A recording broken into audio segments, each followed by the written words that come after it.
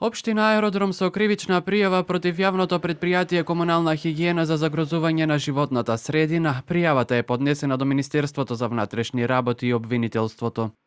Свесни сме дека поради ова вонредна ситуација можеби беа запоставени редовните активности околу чистење на плочниците, тротоарите и сервисни улици, косење, гребење и уредување на зеленилото, празнење на кантите за џебен отпад, собирање на лисја, гранки и на неколку места кабаст отпад. Се извинуваме на сите жители за непријатностите и бараме разбирање.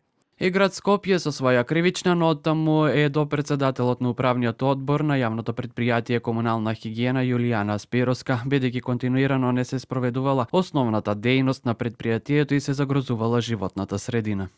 Во периодот од 2022 година до денес било констатирано дека поради активности на Јулијана Спировска од ВМРО-ДПМН, председателка на управниот одбор на ЈП Комунална хигиена Скопје, претпријатието континуирано не ја спроведува својата основна дејност, односно одржување на хигиената на подрачјето на град Скопје. Имаше неколку испразнети контејнери, но количината на отпад е преголема и на многу локации истите се преполни, а има ѓубре и покрај нив.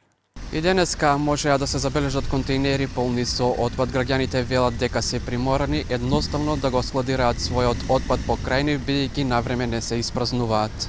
Мораме кај ќе да сме домаќи чуваме, ги издегуваме, тоа се контејнери има се, ама зошто не ги дигаат навреме? Ова е полно и све доле. Еве гледаме тука лично. Еве тука покрај контејнерите има и смет. Едноставно не можам повеќе да коментирам на оваа тема. Многу е навистина дирлива. Осетливи сме на ова. Нигде во свет странци кога ќе дојдат не гледа вакво ѓубре како тука кај нас. Зошто се дозволува? Затоа што избираме такви како што избираме.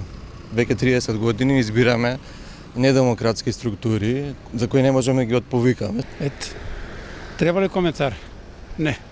Телевизија 24 се обиде да стапи во контакт со претпријатието, но безуспешно, затоа како би се изјасниле за поднесените пријави од град Скопје и општина Аеродром.